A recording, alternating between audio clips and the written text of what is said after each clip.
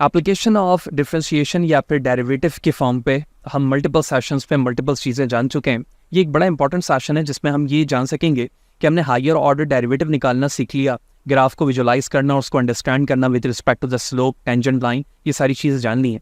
लेकिन in term of the application के higher order हम निकालते क्यों और उससे हम क्या चीज़ें जान सकते हैं, और साथ ही साथ अगर मुझे इनिशियली ग्राफ या फंक्शन दिया जाए तो उस ग्राफ का जब डेरिवेटिव निकाला जाता है या फंक्शन का निकाला जाता है तो ग्राफ की विजुअलाइजेशन किस तरह से चेंज होती है, यानी how to sketch the graph of the derivative का ग्राफ किस तरह से स्केच किया जाता है, वो चीज़ हम जानेंगे। तो वीडियो फर्दर कंटिन्यू रखने से पहले बताते चलूँ कि प्रीवियसली तमाम वीडियोस मेरे यूट्यूब चैनल पर मौजूद है। फादर हुसैन CS से सर्च करने के बाद आप मेरे चैनल पर आएंगे, इसके प्लेलिस्ट पर जाएंगे जहाँ डिफरेंट डिसिप्लिन्स की वीडियोस मौजूद हैं। विद ईज आप यहाँ से वॉच कर सकते हैं, जबकि इन वीडियोस पर इस्तेमाल होने वाले content related material which mean presentation, slide code, ये तमाम चीज़ें मेरे blog father Hussain CS blogspot.com पर हैं। तमाम मटेरियल को फ्रीली डाउनलोड करके यूज़ किया जा सकता है। तो चैनल पर अगर नए हो, चैनल को सब्सक्राइब नहीं किया तो ज़रूर सब्सक्राइब करें ताकि इसी तरह की चीज़ें बर वक्त आसानी के साथ आप सीखते रहें। वीडियो को लाइक करें, ज़्यादा लोगों को शेयर करें। तो अगर हम सबसे पहले बात करें हायर ऑर्डर डेरिवेटिव की, जब इनिशियली हमें कोई फंक्शन दिया जाता है तो उस फंक्शन को हम y के रिस्पेक्ट से y = f(x) लिखते हैं, और ये फंक्शन कोई भी हो सकता है। जैसे अगर मैं एक सिंपलेस्ट फंक्शन लिखूं तो that will be represented as like for example x² + 5। ठीक, इससे विजुअलाइज किया जा सकता है। डेरिवेटिव निकालने का तरीका ये है कि मैं dy/dx भी लिख सकता हूँ या फिर y बार लिख सकता हूँ। तो x² का डेरिवेटिव हो जाएगा 2x, जबकि 5 का डेरिवेटिव क्योंकि ये कांस्टेंट है रूल के मुताबिक 0 लिखा जाएगा। इसी तरह से मैं इसका सेकंड डेरिवेटिव निकालूंगा तो इसकी वैल्यूज आ जाएगी ओनली 2 क्योंकि x का डेरिवेटिव 1 हो जाएगा। और अगर मैं इसके थर्ड डिग्री निकालने की कोशिश करूँ तो ये कांस्टेंट वैल्यूज है और उसकी थर्ड डिग्री वैल्यूज 0 आ जाएगी। सिमिलरली थोड़ा सा कॉम्प्लेक्स अगर इक्वेशन को करें तो मैं एक और इक्वेशन इस तरह से बना सकता हूँ f(x) के साथ, और इसकी वैल्यू लिखता हूँ 3x³ + 6। तो based on this the first derivative will be 3x² which mean 9x² + 0, then y" will be 2x which mean 18x. The third derivative will be only 18 based on the x value because the power of x is 1, then the derivative will be 1 only, and the fourth derivative will be is equal to 0 based on the constant value. तो इस derivative के order से हमने निकालना तो जान लिया, लेकिन हमें ये क्या पता चल रहा है, या सबसे पहले तो हमें ये जानना होगा कि इसकी ज़रूरत क्यों पेश आए। देखिए, जब हम फर्स्ट डेरिवेटिव निकालते हैं तो इस फर्स्ट डेरिवेटिव की हेल्प से हम अपने ग्राफ में मौजूद different number of the local minima और मैक्सिमम मिनिमा, यानी रिलेटिव मिनिमा मैक्सिमा और एब्सोल्यूट मैक्सिमा और मिनिमा को जानते हैं, जिसके बेस पर in the model working of the machine learning और डीप लर्निंग जब आप अपने बैक प्रोपगेशन को यूज़ करते हैं to adjust the weight of the neurons, तो वहाँ पर हमें ये यूज़ करना होता है, अंडरस्टैंड करना होता है कि कितने लोकल मिनिमा और मैक्सिमा मौजूद है, जिसके बेस पर मुझे वेट को अपडेट करने की ज़रूरत रहेगी इनिशियली फंक्शन के मुताबिक। लिहाजा the first derivative will be use for finding the minima and maxima. How, इस चीज़ को हम ऑलरेडी एक सेपरेट सेशन पे जान चुके हैं। सिंपली हम फर्स्ट डेरिवेटिव वैल्यू को यानी y को 0 लिखेंगे और यहाँ से x फाइंड कर लेंगे, और इस x को फाइंड करने के बाद ओरिजिनली अपने ओरिजिनल फंक्शन पे पुट करेंगे तो इसके कोऑर्डिनेट्स वैल्यूज आ जाएंगी। यानी यहाँ से x मिला तो मुझे एक कोऑर्डिनेट्स मिल गया x1, और ये इस पे पुट करने से y मिल गया, तो इसे मैं y1 कह सकता हूँ। कोई इक्वेशंस ऐसी भी हो सकती हैं जिसमें मल्टीपल x की वैल्यूज मिले, तो इसका मतलब है कि मल्टीपल उन x की वैल्यूज को ओरिजिनल फंक्शंस पे पुट करते वक्त आपको डिफरेंट कोऑर्डिनेट्स मिलेंगे। वो डिफरेंट कोऑर्डिनेट्स ही आपको रिप्रेजेंट करके बताएंगे कि एक्चुअली कितने मैक्सिमा और minima values based on the function visualisation आपको मिल रहा है। The second derivative normally used to indicate that, जिसमें हम पॉइंट ऑफ इन्फ्लेक्शन मालूम करते हैं कि एक्चुअली वो कौन सा पॉइंट है जिससे पहले और बाद में एक कॉनकेव कर्व बन रहा है। ठीक है, कॉनकेव कर्व के अंदर हम ये देख रहे होते हैं, ये भी हम सेशन पे जान चुके हैं सेपरेटली, कि पॉजिटिव स्लोप और नेगेटिव स्लोप किस तरह से ज्वाइन कर रहा है एक ऐसे रीजन को जहाँ पर आपका जो स्लोप है वो एक हॉरिजॉन्टल लाइन पे 0 इंडिकेट कर रहा है। ठीक है, तो मैं कह सकता हूँ the second derivative will be used for the point of inflection, and that will be the proper example based on the concave up and down, इन दोनों के लिए इस्तेमाल होता है। जबकि जिस तरह से हम डिफरेंट डेरिवेटिव निकालते रहेंगे उस डेरिवेटिव के बिहाफ पर हमें यह पता चलेगा कि rate of the change in a form of the nested क्या। अब कुछ ऐसे भी इक्वेशंस हो सकते हैं जो 4 से आगे भी जाएं। इसका मतलब क्या है? मतलब यह है कि जब आप सिंपली एक डेरिवेटिव निकालते हो तो इसका मतलब होता है कि आप रेट ऑफ चेंज मालूम करना चाह रहे हो, उस फंक्शन के स्लोप को फाइंड करते हुए रेट ऑफ चेंज देखना चाह रहे हो। लेकिन जब आप सेकंड डेरिवेटिव निकालते हो तो इसका मतलब ये होता है कि ओरिजिनली फंक्शन का change of rate then change of rate मालूम करना चाह रहे हो, यानी एक दफा चेंज ऑफ रेट के बाद आप दोबारा चेंज ऑफ रेट मालूम करना चाह रहे हो, और इसी तरह से सो ऑन की वैल्यूज नेस्टेड होती जाएंगी। इस कॉन्सेप्ट को in the sense of the application हम इस्तेमाल करते हैं, जिसमें फर्स्ट डेरिवेटिव को मिन मैक्स के लिए, point of inflection second derivative जो कॉनकेव अप एंड डाउन के लिए इस्तेमाल होता है, और इस तरह से जितने ऑर्डर ऑफ द डेरिवेटिव बनते जाएंगे वो इस बात को इंडिकेट करेगा कि नेस्टेड बेस आप स्लोप फाइंड कर रहे हैं कि rate of change based on the slope values क्या है। होप यू अंडरस्टैंड कि हायर ऑर्डर क्या और किस तरह की एप्लीकेशन है। अब नेक्स्ट पॉइंट जो हमारे पास आता है, फर्स्ट पॉइंट तो अभी हमने जान लिया, नेक्स्ट है how to sketch the graph of the derivative. तो हमें इनिशियली ये ग्राफ दिखना पड़ेगा और उसके बाद उसके डेरिवेटिव को सोचते हुए उसको ग्राफ को प्लॉट करना दिखना होगा, क्योंकि अगर आप इन इक्वेशंस को देखो तो ओरिजिनली ये भी एक इक्वेशन है, तो ये भी एक इक्वेशन है, ये भी एक इक्वेशन है, और ये भी एक इक्वेशन को ही रिप्रेजेंट कर रही है। तो एक इक्वेशन का डेरिवेटिव भी इक्वेशन हो सकता है, और एट लास्ट ये वैल्यूज कांस्टेंट तक जाता है जैसे जैसे हम ड्राइव या डेरिवेटिव उसका निकाल रहे होते हैं। So the concept is there कि the derivative is the value of the gradient of the original function. जब आप डेरिवेटिव निकालते हो ओरिजिनल फंक्शन का, तो उस डेरिवेटिव को ग्रेडियंट फंक्शन भी कहा जाता है, या gradient of the original function कहा जाता है डेरिवेटिव को। The y coordinates at each point on the derivative function show the value of the gradient at the corresponding point of the original function। यानी जो y वैल्यू होती है वही उसकी gradient values होती है या derivative value होती है। So these are the few points are there to find or sketch the derivative graph. Mark zeros on the graph of the derivative at the location of your turning point and stationary inflection point। यानी आपने original जो function दिया गया, जब आपने उस graph को plot किया तो वो पॉइंट आप देखेंगे जहां पर उसकी स्लोप की वैल्यू या डेरिवेटिव की वैल्यू 0 आ रही हो, और वो स्टेशनरी पॉइंट देखेंगे जो पॉइंट ऑफ इन्फ्लेक्शन है, जिसमें कॉनकेव अप या डाउन बन रहा होता है। Next, where the function is increasing the derivative is above X axis. यानी जिस पॉइंट पर फंक्शन इंक्रीज हो रहा होगा उसका डेरिवेटिव का जब ग्राफ बनेगा तो वो हमेशा एक्स एक्सिस के ऊपर बनेगा, और अगर फंक्शन डिक्रीज हो रहा है किसी एक रीजन में तो उसका डेरिवेटिव हमेशा बिलो होगा एक्स एक्सिस के, यानी एक्स एक्सिस के नीचे जाएगा। फोर्थ पॉइंट है draw the Turing point on the graph of the derivative at the location of any inflection point. यानी जो ट्यूरिंग पॉइंट है, जो टर्न हो रहा है यहाँ पर, turning point sorry, on the graph of the derivative at the location of any inflection point. तो किसी भी इन्फ्लेक्शन पॉइंट पर उसके डेरिवेटिव को इंडिकेट किया जा सकता है। तो ये 4 पॉइंट्स यूज करते हुए आप ओरिजिनली फंक्शन ग्राफ के डेरिवेटिव को in a form of the plot visualise कर सकते हैं। Let's see the example. तो ये कुछ हम एग्जांपल इस्तेमाल कर रहे हैं from the maths at home की साइड से। ये बड़ी अच्छी इमेजेस यहाँ पर मौजूद थे, लिहाजा मैंने इसे यहाँ पर ऐड करना बेहतर समझा।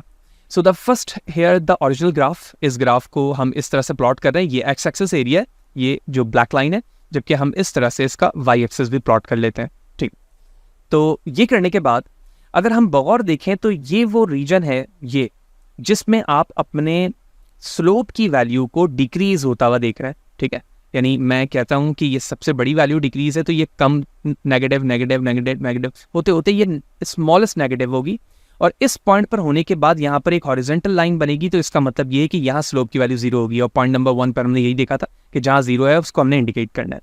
फिर इस पॉइंट के बाद अगर आप देखो तो ये छोटी पॉजिटिव वैल्यू, फिर पॉजिटिव, ऐसे होते होते होते बड़े पॉजिटिव की तरफ हमारा फंक्शन अप्रोच कर रहा है।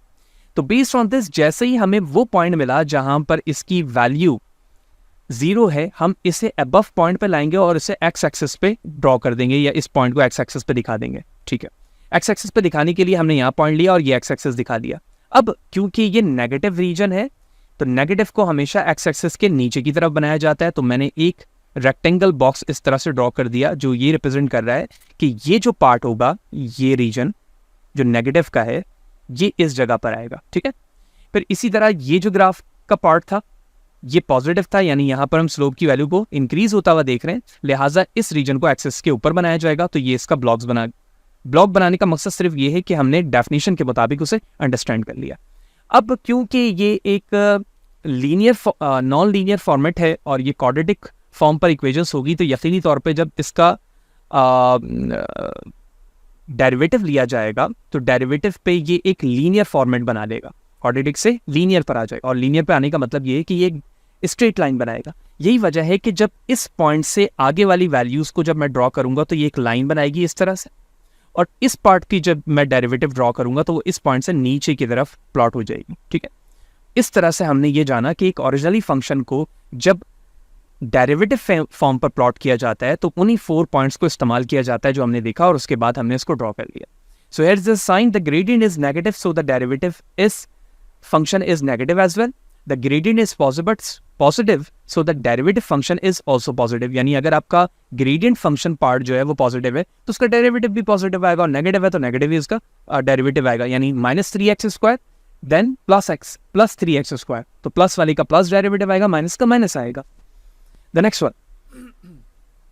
अब इसमें बड़ी इंपॉर्टेंट चीज है, अगर आप गौर देखो, ये ओरिजिनल फंक्शन है जो यहां से स्टार्ट हो रहा है। ठीक है, अगर मैं यहां पर देखूं इस फंक्शन पे, तो फंक्शन के फर्स्ट पार्ट के अंदर आप क्या देख रहे हो कि आपके स्लोप की वैल्यू पॉजिटिव है और वो इंक्रीज हो रही है ऊपर की तरफ। यानी अगर मैं यहां से देखूं तो ये पॉजिटिव स्लोप होगा, ठीक है, फिर इसी तरह से ये चलता रहेगा और यहां पर आके छोटी वैल्यू पॉजिटिव की होगी। लेकिन ये वो पॉइंट होगा जहां पर आप एक हॉरिजॉन्टल लाइन ड्रॉ कर सकते हैं और यहां पर स्लोप की वैल्यू 0 होगी, फिर नेगेटिव, क्योंकि ये नीचे की तरफ जा रहा है, negative negative negative negative negative, और यहां पर आने के बाद ये आपको एक पॉइंट मिल रहा है। और अगर मैं आपसे पूछूं कि ये पॉइंट क्या है, तो ये पॉइंट ऑफ इन्फ्लेक्शन है।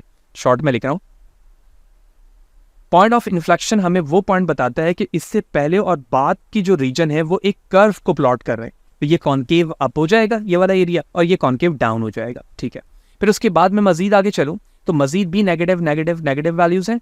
ठीक है, और इस पॉइंट पे दोबारा से हमें क्या मिल गई, वैल्यू 0 मिल गई, और 0 के बाद पॉजिटिव पॉजिटिव होते होते होते होते होते पॉजिटिव वैल्यूज की तरफ ये ऊपर की तरफ जा रहा है।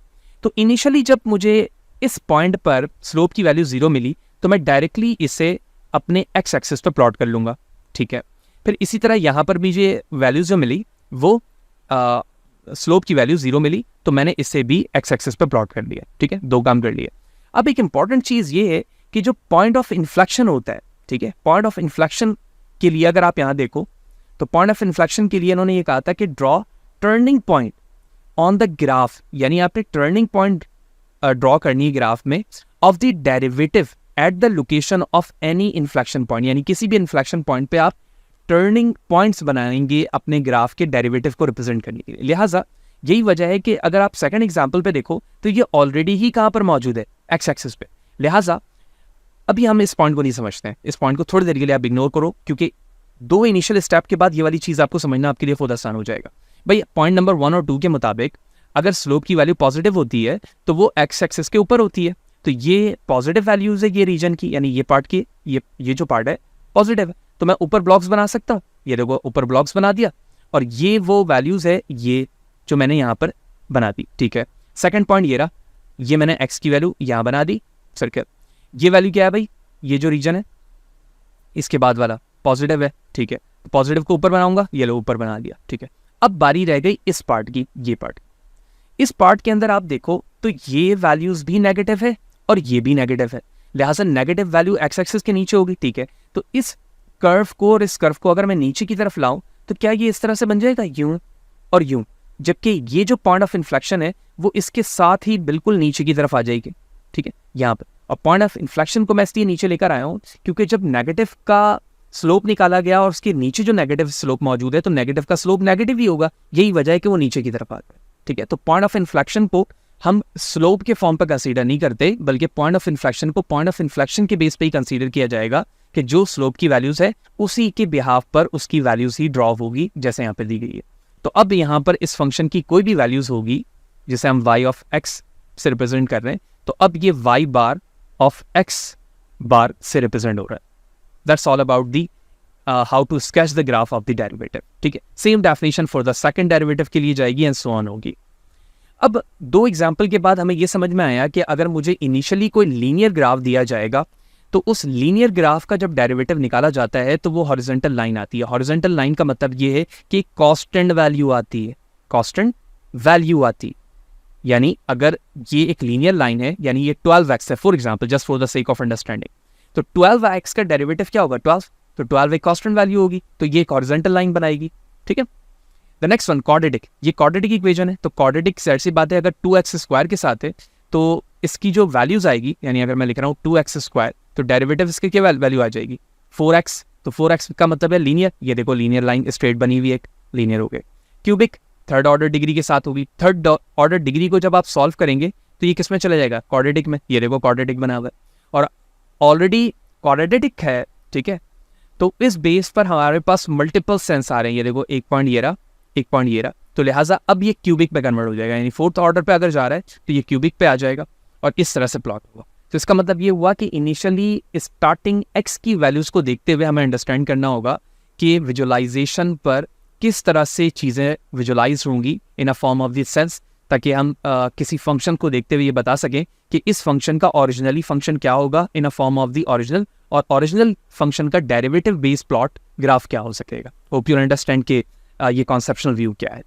मज़ीद अगर मैं चीज़ों को रिकॉल करूं कि ओरिजिनली हमने फर्स्ट एग्जांपल पे ये देखी थी, इस एग्जांपल का आंसर ये था, इसको अगर मैं रिवर्स करूं और इस ग्राफ को इस तरह से बनाऊं तो बिल्कुल सेम एग्जांपल यहाँ इस्तेमाल होगी, क्योंकि अगर आप यहाँ से देखो तो स्लोप की वैल्यू बढ़ रही है और यहाँ से घट रही है, ठीक है। तो जो बढ़ने वाली वैल्यू तो पॉजिटिव को ऊपर बना दिया इस पॉइंट के बाद, और ये क्योंकि ये जो है हॉरिजॉन्टल लाइन है, जीरो वैल्यू है, तो ये पॉइंट ऑफ एक्स एक्सिस पे आ जाएगी, और उसके बाद जो है नेगेटिव है नीचे की तरफ बना दिया और ये एक्स बन गया। क्यों? क्योंकि ये क्वाड्रेटिक था और क्वाड्रेटिक लीनियर में कन्वर्ट हो गया, क्वाड्रेटिक था लीनियर में कन्वर्ट हो गया। Hope you understand. अच्छा, अब सवाल ये होता है कि अगर मैं इस लीनियर का बनाऊं, सर लीनियर का जैसे बनाएंगे तो आपके पास एक हॉरिजॉन्टल लाइन बनेगी, हॉरिजॉन्टल लाइन वहां बनेगी जो वैल्यूज आ रही होगी, 8 आ रही है, 7 आ रही है, -1 आ रही है, 2 आ रही है, तो उस पॉइंट पे एक हॉरिजॉन्टल लाइन ड्रॉ हो जाएगी। Same for this one. Derivative for the graph और the cubic function, cubic function पे देखें, सेम ये एग्जांपल मैं करवा चुका हूं अभी आपको प्रीवियस में, फर्स्ट एग्जांपल ये थी, सेकंड थोड़ी सी चेंज की गई है, ठीक है। ये पॉइंट ऑफ इन्फ्लेक्शन यहाँ पर है, इसका भी पॉइंट ऑफ इन्फ्लेक्शन यहाँ है, बस फर्क ये कि ये वाली चीज़ नीचे बनाई गई है, ये ऊपर बना दी गई है इस एग्जाम्पल में। तो सेम लॉजिक इस्तेमाल हुई, सिर्फ और सिर्फ ग्राफ के शेप चेंज हो गए, ठीक है। होप यू अंडरस्टैंड कि किस तरह से ये हुआ है, जैसे हमने फर्स्ट और सेकंड एग्जांपल में देखा था। And the third one exponential function. Exponential function का जब डेरिवेटिव लिया जाता है तो एक्सपोनेंशियल फंक्शन का डेरिवेटिव वही होता है। तो यही वजह है कि फर्स्ट एग्जांपल में अगर आप देखें तो function F of X equal to exponential A of X where A is less than 1, the derivative is lower than the original function, ठीक है। अगर e ऑफ x होता तो e ऑफ x ही होता उसका, ठीक है, जैसे आप यहाँ देख रहे हो, क्योंकि a के साथ था तो इस तरह से दो लाइंस यहाँ पर बन रही है, ठीक है, ये एक डॉटेड के साथ और एक किसके साथ, ठीक है। लेकिन अगर f of x e of x लिखा जाए तो इसका मतलब ये है कि जो ओरिजिनल फंक्शन है उसका डेरिवेटिव भी वही होगा, चेंज नहीं होता अकॉर्डिंग टू द रूल।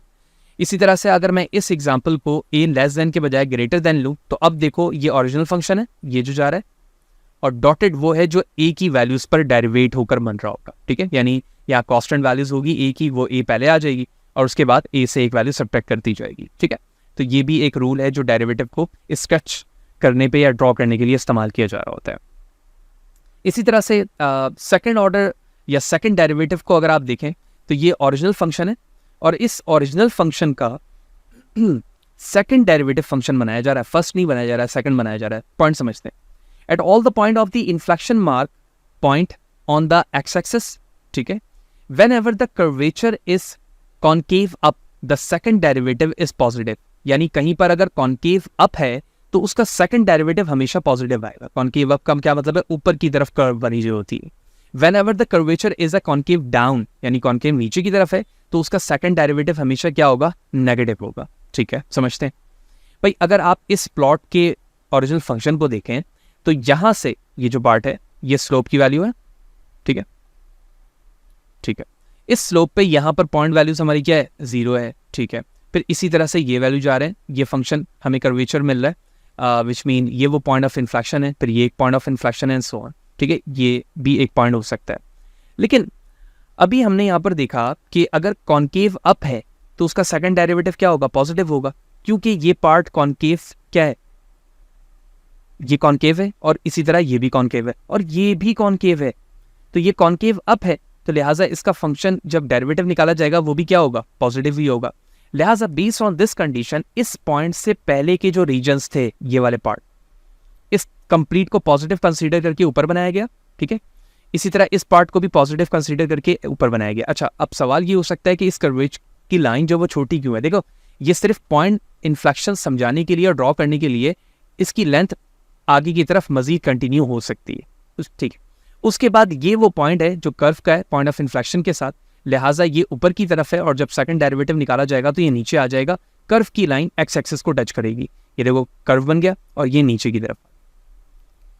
तो ये कुछ पॉइंट्स थे जिसको हमने अंडरस्टैंड किया in a sense of the application curvatures पे, कि आप रियल लाइफ एप्लीकेशंस में हायर ऑर्डर डेरिवेटिव को कहाँ इस्तेमाल करते हैं, फंक्शन को ओरिजिनली प्लॉट करना और डेरिवेटिव के फॉर्म पर समझना, ये भी हमने चीज़ें जानी, क्योंकि in a sense of the application model internal working ये सवाल मेजॉरिटी टाइम पूछे जा रहे होते हैं कैंडिडेट से, क्योंकि कैंडिडेट ये तो जानता है कि डेरिवेटिव कैसे निकाला जाता है, लेकिन उसको पता नहीं होता कि एक्चुअली इससे हो क्या रहा है। तो इस सेशन पे हमें ये पता चल सका कि डेरिवेटिव निकालते वक्त हम शेप को चेंज होता हुआ देखते हैं, कर्वेचर्स को, पॉइंट ऑफ इन्फ्लेक्शन को, और वो पॉइंट्स को जहाँ पर स्लोप की वैल्यू 0 आ रही होती है, बेस्ड ऑन द कंडीशन कि अगर वो पॉजिटिव है तो ऊपर रहती है, नेगेटिव है तो नीचे की तरफ आ जाती है। तो there is a lot of the things are coming up to you according to the requirement और according to the topics of the machine learning, deep learning, where the calculus are under the consideration. तो इसी तरह से जुड़े रहें, next session पे जाएंगे तो मल्टीपल एप्लीकेशन की चीज़ों को भी हम जान सकेंगे, जो कि कैलकुलस में एक बड़ा इंपॉर्टेंट पार्ट रखता है। तो नेक्स्ट सेशन से हम मल्टीपल्स वीडियोस को डिस्कस करेंगे in form of the application. इसी तरह से जुड़े रहें, वीडियो को लाइक करो, चैनल को सब्सक्राइब नहीं किया हुआ तो क्या सोच रहे हैं, ज़रूर सब्सक्राइब करें ताकि इसी तरह की चीज़ें बर वक्त आसानी के साथ आप सीखते रहें। नेक्स्ट सेशन पे मिलते हैं, सी यू देयर।